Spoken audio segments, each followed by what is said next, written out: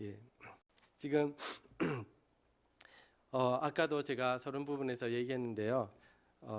지금 이 룻기는 지금 사사기 시대입니다. 사사기 시대에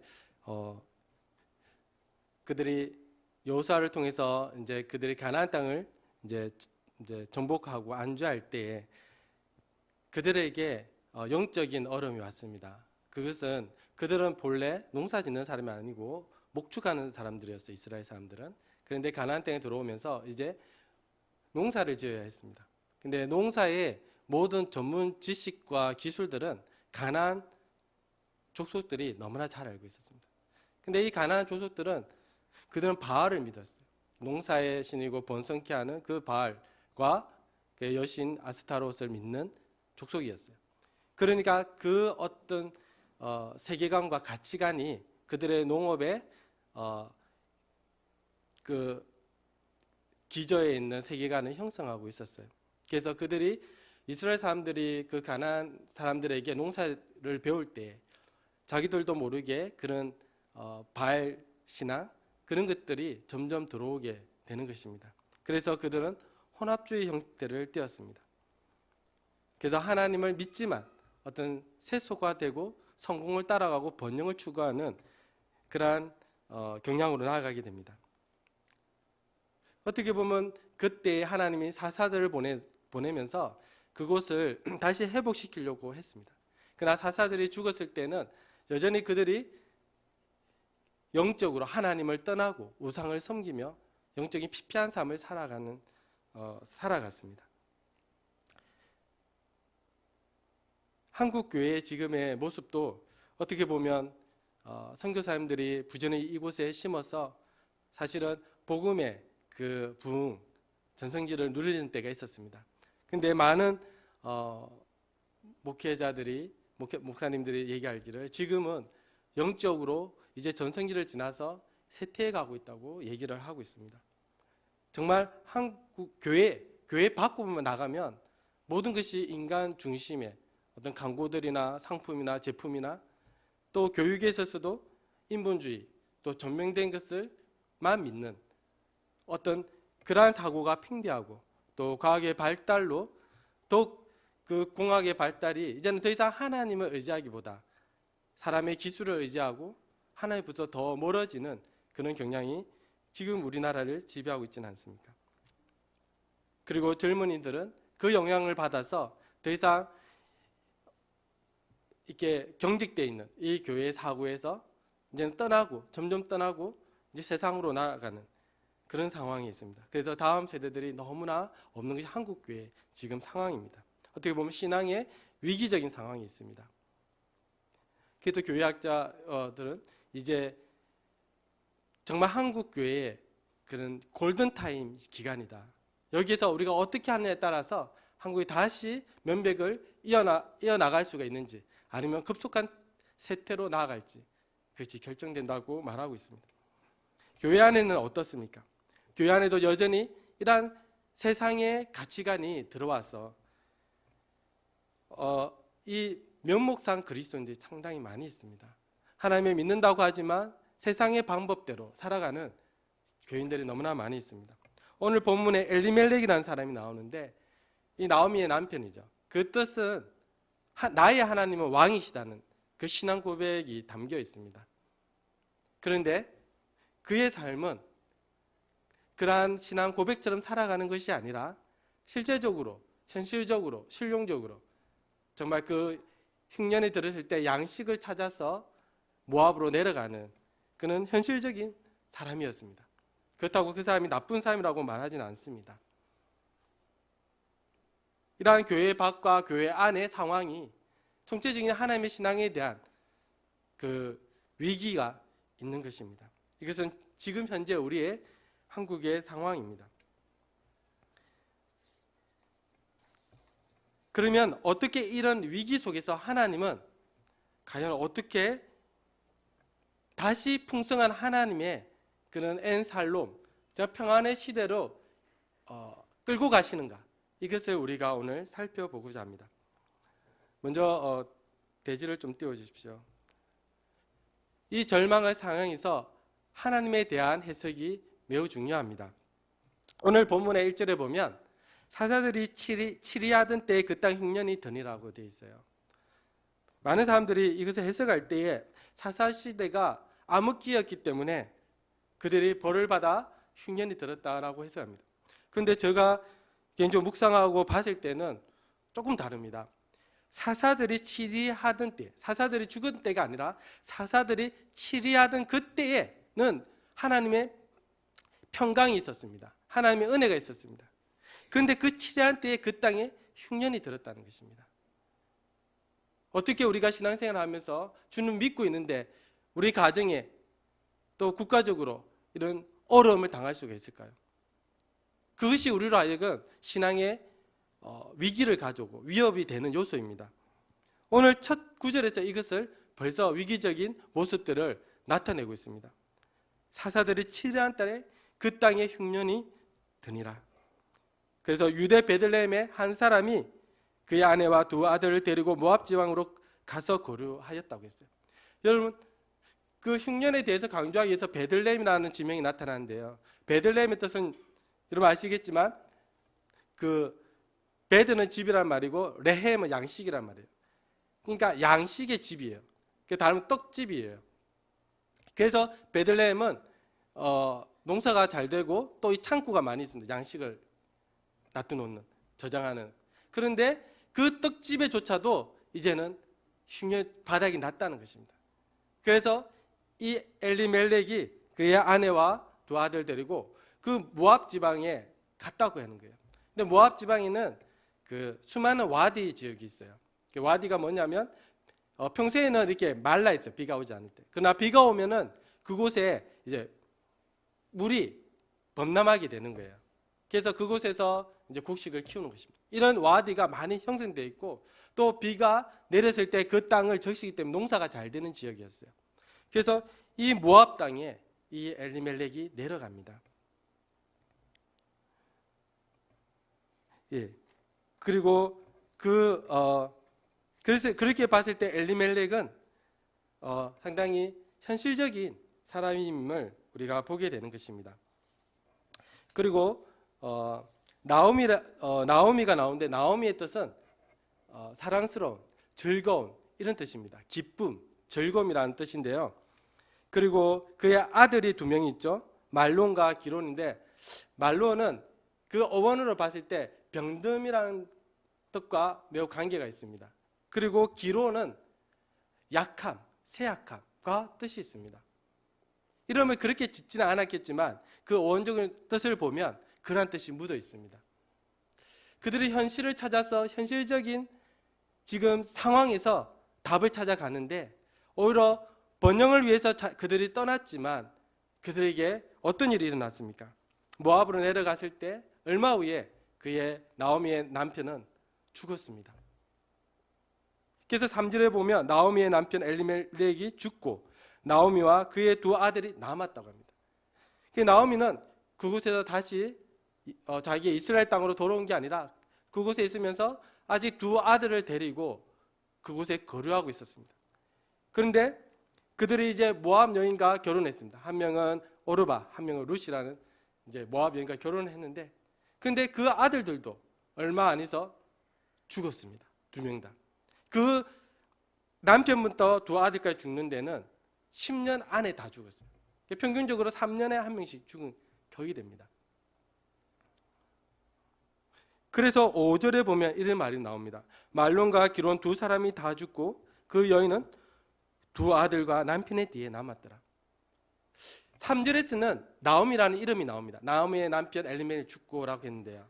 그리고 두 아들과 함께 남았다고 설명되어 있는데 5절에는 이제는 나오미 이름이 나오지 않습니다. 그 여인이랍니다. 그 여인은 두 아들과 남편 뒤에 남았더라 라고 얘기하고 있는 것입니다. 그것은 무엇을 의미합니까? 근데 저자가 단어 하나를 쓸 때도 그냥 쓰지 않습니다. 그것은 나오미의 입장에서 섰습니다. 남편이 죽을 때는 아직은 그래도 소망이 있습니다. 두 아들이 있기 때문에. 그러나 두 아들마저 죽었을 때는 그에게는 절망이었습니다. 그것을 나타내는 것입니다. 고대 근동 아시아 같은 가부장적 세계에서는 늙은 여인의 남편과 아들이 없이 홀로 사는 것은 거의 죽은 바와 다를 바가 없는 것입니다. 여성 신학자 필리스 트라이벌이라는 사람이 이렇게 말했습니다. 아내에서 미망인으로, 어머니에서 아무도 어머니라고 불러줄 자가 없는 무자식 어머니로 바뀌어버린 이 여인은 모든 정체성을 빼앗겨버렸다. 남성 지배의 문화가 여성에게 제공할 수 있는 남편과 자녀의 안전이 더 이상 이 여인에게는 주어질 수 없었다. 여성을 가치 있게 여길 수 있는 조건이 그에게는 아무것도 없었다. 후손을 통해 얻을 수 있는 노년의 축복도 이 여인은 누릴 수 없었다. 이방 땅에서 나그네가 된 이 여인은 죽음의 희생물이었다 라고 말하고 있습니다. 한 여인이 정말 그 모압에 가서, 이방 땅에 가서 남편을 잃고 두 아들을 잃고 풍족하게 나갔는데 모든 것을 잃어버리고 있는 한 여인에 대해서 말하고 있습니다. 우리가 하나님을 믿고 하나님의 신앙생활을 한다고 해서 우리에게 환난이 없을까요? 사실 우리에게도 많은 어려움들이 있지 않습니까? 내가 하나님을 믿는데, 내가 전능자를 믿는데 왜 나에게 이런 어려움이 오는가? 그런 것이 우리에게 있는 것입니다. 영적인 흉년을 맞이하는 것이죠. 근데 이 나오미는 여기에 대해서 성경은 절대로 이들의 하나님의 땅을 떠났기 때문에 그들의 하나님의 징벌을 받는다고 절대 말하고 있지 않습니다. 저자가 그것을 언급하지 않고 있습니다. 극도로 절제된 표현으로 단지 사건만 나열하고 있습니다. 그런데 이 나오미는 1장 후반부에서 여기에 해석을 답니다. 뭐라고 하냐면 나오미가 그들에게 이르되 나를 나오미라 부르지 말고 나를 마라라 부르라. 이는 전능자가 나를 심히 괴롭게 하셨음이니라. 내가 풍족하게 나갔더니 여호와께서 나를 비워 돌아오게 하셨느니라. 여호와께서 나를 징벌하셨고 전능자가 나를 괴롭게 하셨거늘 너희가 어찌 나를 나오미라 부르느냐 하니라. 나오미가 예루살렘에 베들레헴에 양식이 있다는 소식을 듣고 다시 돌아갔을 때 베들레헴의 온 성읍이 이가 나오미가 아니냐라고 얘기합니다. 근데 나오미의 뜻이 뭡니까? 즐거움이 아닙니까? 기쁨 아닙니까? 이가 기쁨이 아니냐? 이가 즐거움이 아니냐?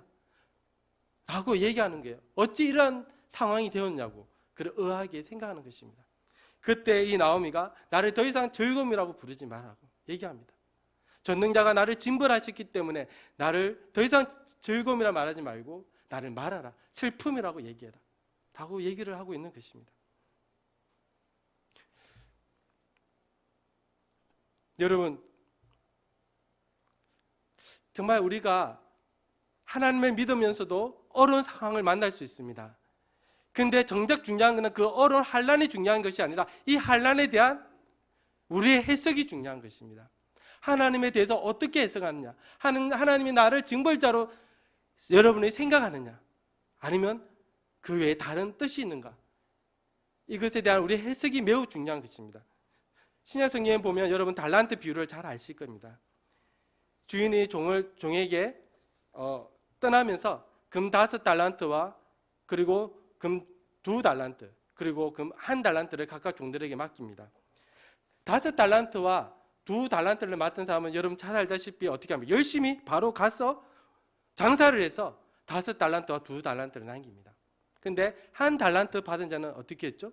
그것을 땅에 묻어두고 주인이 왔을 때 결산할 때 그것을 1달란트를 돌려줍니다. 그런데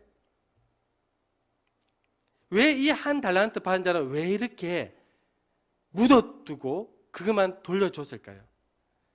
그것은 그 주인에 대한 잘못된 생각이 있었습니다. 주인에 대해서 아주 굳은 사람이라고 엄한 사람이라고 얘기하고 있습니다. 만약 자기가 장사하다가 잘못되면 자기에게 엄청난 징벌을 하시는 그런 주인으로 자기는 생각했습니다. 그래서 장사가 실패할까 봐 그는 땅에 묻어둔 것입니다. 그리고 주인이 왔을 때 그것을 돌려주었습니다. 그런데 5달란트 맡은 사람과 2달란트 받은 종은 어떻게 했습니까? 주인에 대한 상이 어땠을까요?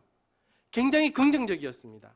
자기가 실패하더라도 주인은 나무랄 사람이 아니라고 생각했겠죠. 그 확신을 가지고 바로 가서 장사를 한 겁니다. 그러니까 그 5달란트, 2달란트를 남기게, 그 많은 돈을 남기게 되었던 것입니다. 주인은 다른 것으로 평가하지 않습니다. 그 결과를 보고 평가합니다. 그 결과에는 그들이 주인에 대한 그 이미지가 들어있기 때문입니다.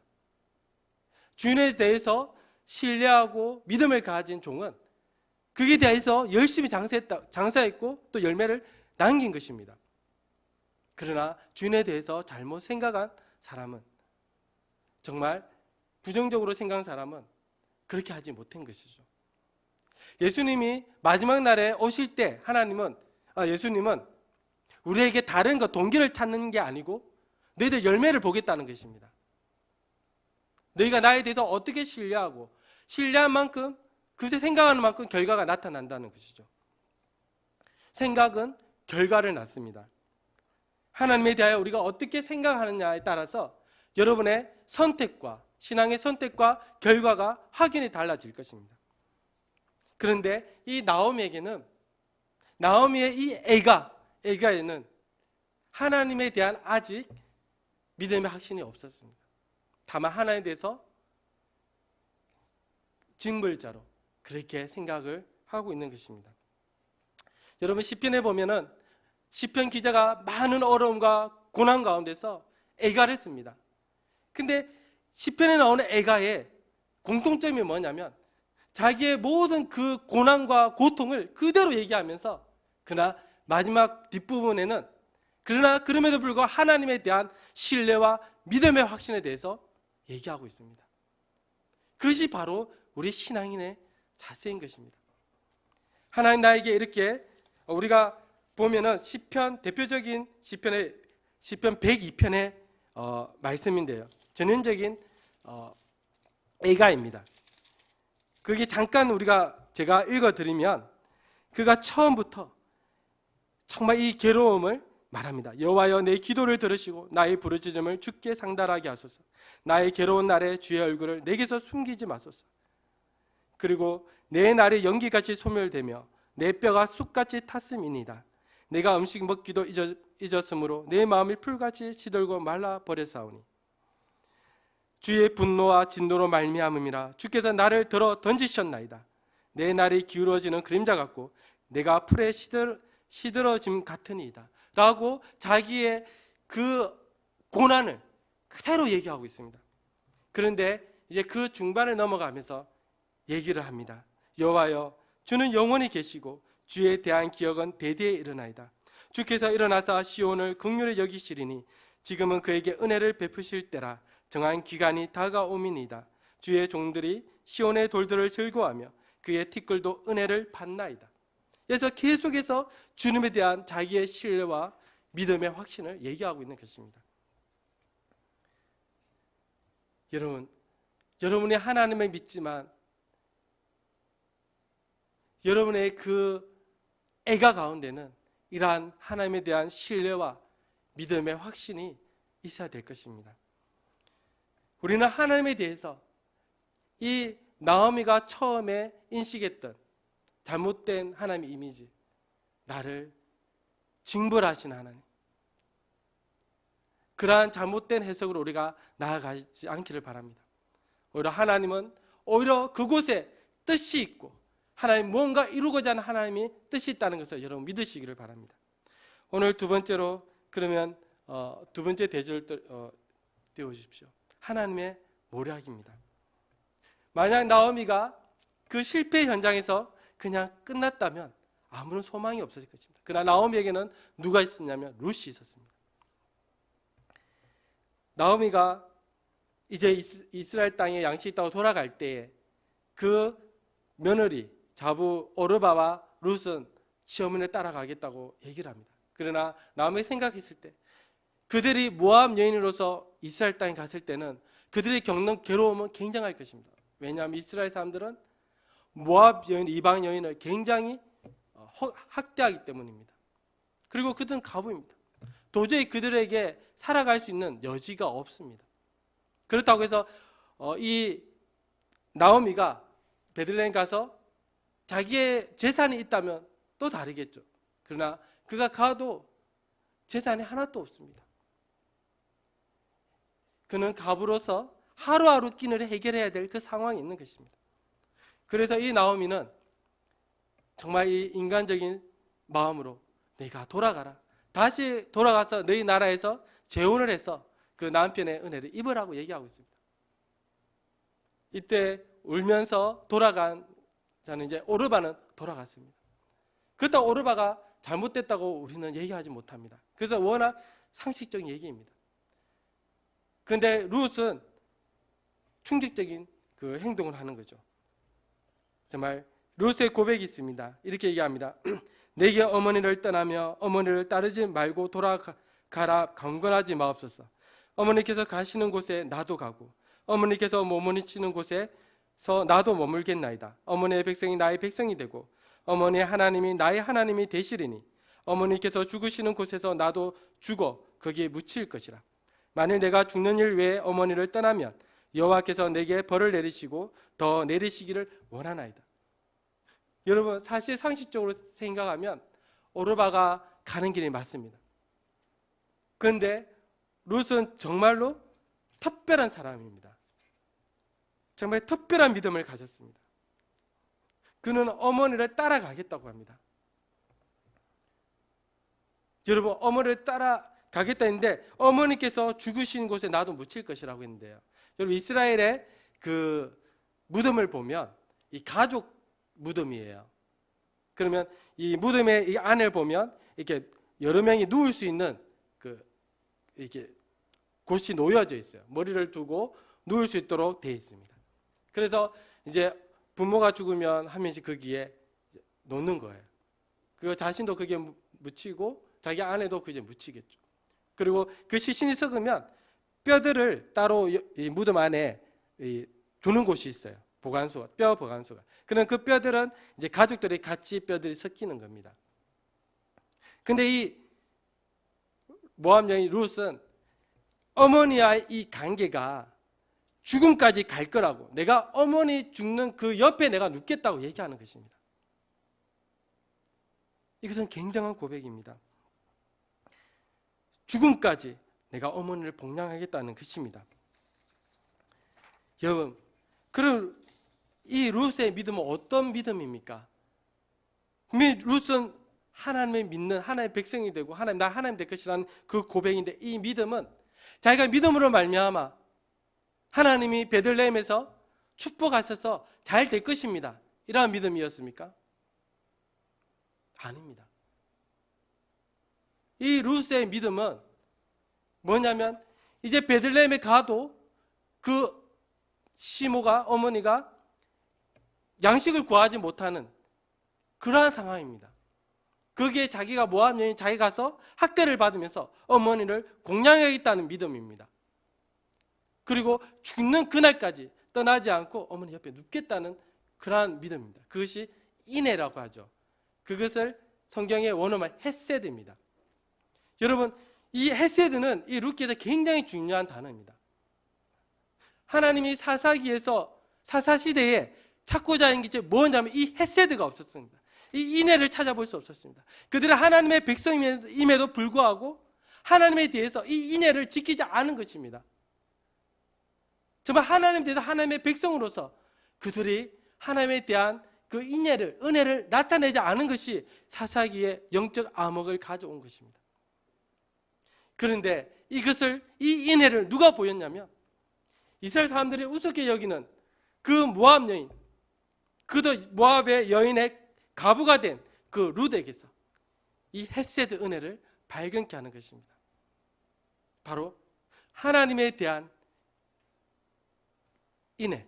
그래서 그 하나님에 대한 그 믿음이 그 어머니에 대한 내가 끝까지 가겠다는 그 인간적인 어떤 자기의 할 도리, 그 인애를, 헤세드를 행하는 것입니다. 하나님은 바로 이 룻을 통해서 이 사사시대를 지나고 있는 이 이스라엘 사람들에게 이것을 메시지로 던지고 있는 것입니다. 바로 그들을 부끄럽게 하려고 하시는 것입니다. 너희들에게 이런 인애가 있느냐?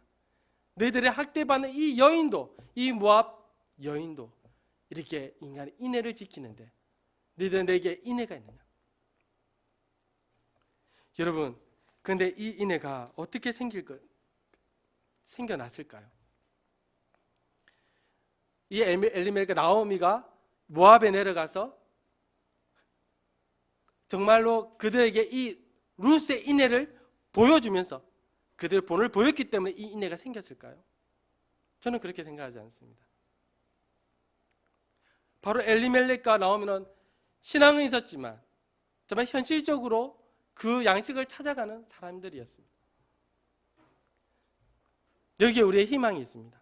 우리의 자녀들을 볼 때에 우리는 룻과 같은 그 믿음을 보여줄 수가 없습니다. 그러나 룻에게 그 믿음을 주신 분은 하나님이십니다. 하나님이 절대적인 그 인애의 믿음을 줌으로 말미암아 룻은 그 나오미를 뛰어넘는 그 믿음을 소유하게 된 것입니다. 지금 한국 교회의 다음 세대가 지금 쇠퇴해져 가고 이제 우리의 희망은 이 세대를 다시 일으켜야 되는데 더 우리에게 처참한 것은 우리에게 그 보여줄 인애가 우리에게 그 보여줄 믿음이 없다는 것입니다. 그런데 하나님의 모략은 무엇입니까? 바로 하나님이 그 인애를 주시는 것입니다. 그 믿음을 주시는 것입니다. 여러분 예레미야에 보면 이런 말씀이 있습니다. 이스라엘 멸망을 선포하는 예레미야의 사명 속에 하나님이 이렇게 말씀하십니다. 여호와의 말씀이니라. 너를 향한 나의 생각을 내가 아나니 평안이요 재앙이 아니니라. 너에게 미래와 희망을 주는 것이니라. 멸망해져가는 그 이스라엘에게 하나님은 멸망을 선포하라면서 예레미야에 그렇게 말합니다. 내가 나의 생각을 아나니 나의 생각은 너희에게 재앙을 주려고 한 것이 아니고 평안을 주려고 하는 나의 계획이 있다. 그것이 하나님의 선하신 하나님의 뜻입니다. 우리나라의 그런 지금 한국교회가 쇠퇴해져 가고 정말 절망 가운데 가는 것이 하나님의 뜻이 아니라는 것입니다. 하나님은 이를 통해서 하나님의 계획은 다시 평안을 주려고 하는 하나님의 계획이 있다는 것을 여러분 믿으시길 바랍니다. 하나님은 오늘 또 우리에게 환난을 주십니다. 왜냐하면 우리에게서 이 룻의 인애를 찾기 위함입니다. 하나님은 이 룻의 인애를 찾으시면서 하나님은 어떻게 하십니까? 자신의 인애를 나타내시는 것입니다. 이 룻의 인애를 보면서 자신이 이스라엘 백성에 대한 자신의 인애를 보여주시는 것입니다. 그래서 완전한 인애입니다. 하나님이 모세를 통해서 이스라엘 백성에게 무엇을 약속했냐면 내가 너희를 마치 독수리 새끼가 펄럭거릴 때 궁지했을 때 독수리가 그 새끼를 모음과 같이 내가 너희를 그렇게 보호하겠다. 그 날개 아래에 너희들을 보호하겠다.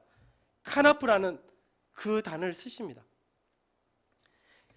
오늘 보아스가 룻에게 한 말도 기도를 하면서 이렇게 얘기합니다. 뭐라면 이스라엘 하나님 여호와께서 그의 날개 아래에 보호를 받으러 온 내게 온전한 상 주시기를 원하노라 라고 보아스가 룻을 축복하는 장면이 있습니다. 여러분, 이 하나님의 이 은혜의 날개 아래 하나님은 이스라엘을 보호하시고 자기의 백성을 보호하십니다. 그래서 이것은 신명기의 모세의 찬양뿐 아니라 시편의 기자들도 이것을 많이 사용합니다. 마치 독수리가 그 보금자리를 어지럽게 하며 그 새끼 위에 너풀거리며 그 날개를 펴서 새끼를 받으며 그 날개 위에 그것을 엎는 것 같이 여호와께서 홀로 그들을 인도하셨고 하나님이여 주의 인자하심이 어찌 그리 보배로우신지요 인생이 주의 날개 그늘 아래 피하나이다. 저희가 주의 집에 살찐 것으로 풍족할 것이라. 주께서 주의 복락의 강수로 마시우리이다. 이런 표현을 통해서 하나님이 하나님의 백성을 하나님의 날개 아래 보호하겠다고 하시는 것입니다. 근데 하나님은 그것을 먼저 행하시는 것이 아니라 바로 이 환난 날에 인애를 지키는 그 인애를 행하는 그 사람을 찾으십니다. 인애를 행하는 자에게 여호와의 그 풍성한 인애를 보이시는 것이 하나님의 뜻입니다. 예수님께서는 제자들에게 이렇게 말씀하셨습니다. 내가 아버지의 계명을 지켜 그의 사랑 안에 거하는 것 같이 너희도 내 계명을 지키면 내 사랑 안에 거하리라. 내가 이것을 너희에게 이르면 내 기쁨이 너희 안에 있어 너희 기쁨을 충만하게 하려 함이라. 내 계명은 곧 내가 너희를 사랑한 것 같이 너희도 사랑하라, 서로 사랑하라 하는 이것이니라. 주님은 새 계명을 얘기하면서 이렇게 말합니다. 예수님 자신도 하나님의 아버지의 계명을 지킴으로 인해서 아버지의 사랑 안에 거했다고 얘기합니다. 그와 같이 너희도 나의 계명을 지키면 나의 사랑 안에 거하리라 라고 말씀하고 있는 것입니다. 정리하겠습니다. 하나님은 왜 우리에게 환난을 주시는 걸까요? 그 환난 날에 여러분의 신실함을 보기 원하기 때문입니다. 여러분의 그 인애를 볼 때 그 하나님의 그 인애가 여러분을 감싸 안을 것입니다.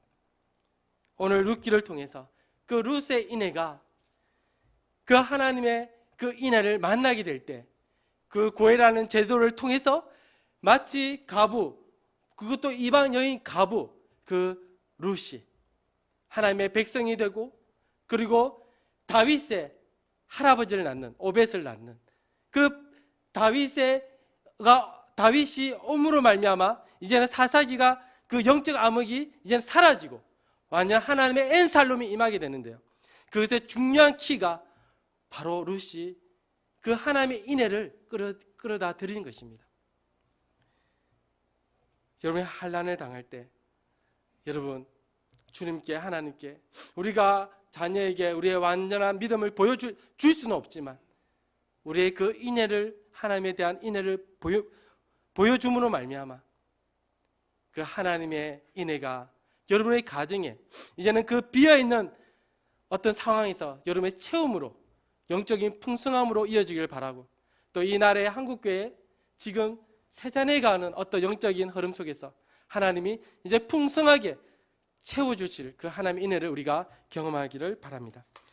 우리 함께 찬양 주께 가오니 날 새롭게 하소서 찬양하도록 하겠습니다.